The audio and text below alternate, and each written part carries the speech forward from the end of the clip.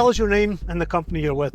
I'm Douglas Kent with the Association for Supply Chain Management. Short and sweet, Douglas.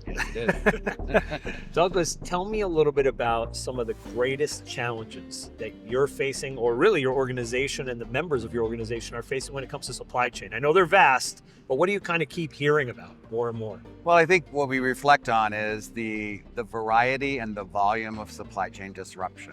So not only has the volume increased dramatically, but the variety of those disruptions have obviously increased as well. So whether that's geopolitical, climate related, tariff wars is top of mind, of course, right now. So those disruptions are really challenging both the strategic and the operational resiliency of organizations today. And our challenge is to try to meet the future needs of supply chain professionals that can do something about that challenge. Right.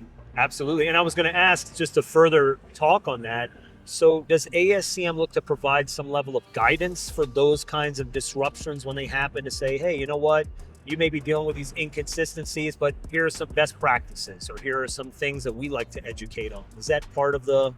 Sure. Part of our standards, of course, is the SCORE model, which is the definitive standard for how to model out your supply chain, where you can run different kinds of simulations, et cetera.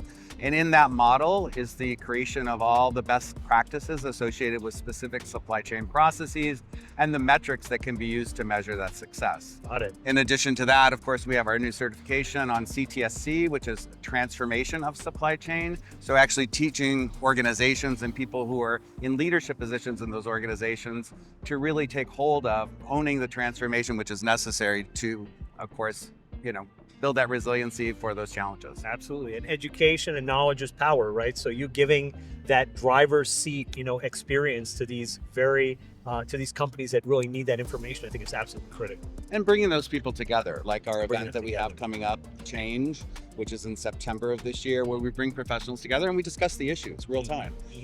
We have the opportunity to share best practices with other professionals, where those kind of case studies can come to life, and then people can learn from what others have done to tackle the challenges. Amazing, amazing. So, Doug, enough about work. Oh, no, okay.